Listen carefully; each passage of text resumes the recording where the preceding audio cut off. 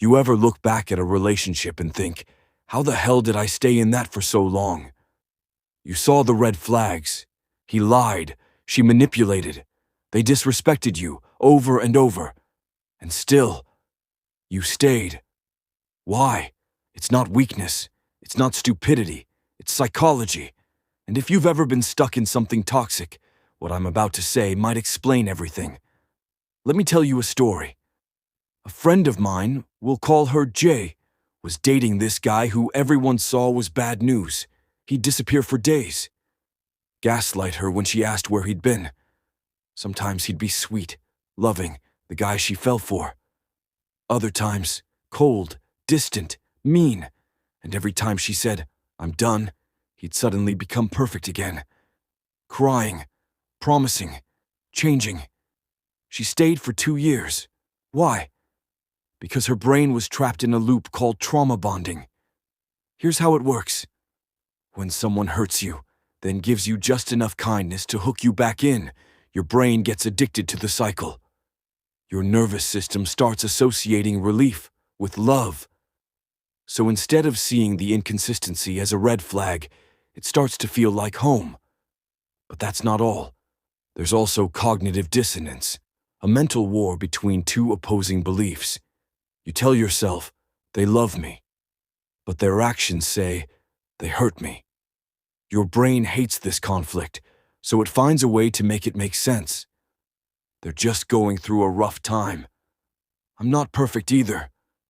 If I just love them harder, they'll change. Sound familiar? Now add in fear of abandonment, the deep-rooted terror of being alone, rejected, or unworthy. Maybe you grew up chasing love that felt conditional. Maybe you were taught that your needs weren't important.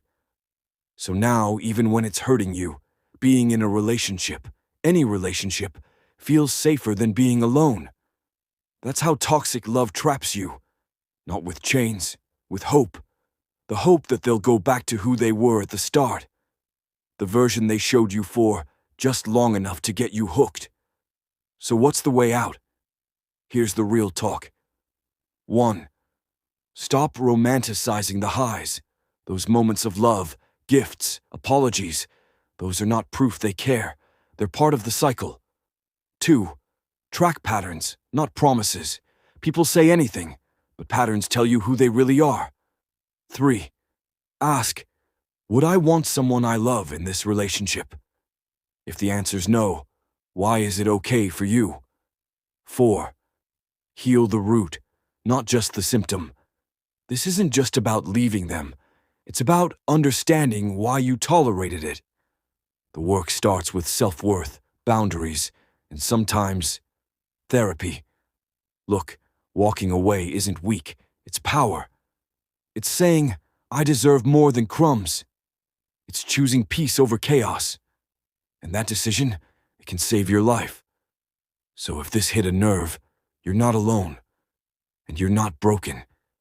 You were just taught to survive pain instead of question it. But now you know better. And knowing is the start of freedom. Hit like if this hit home. Share it with someone who needs to hear it.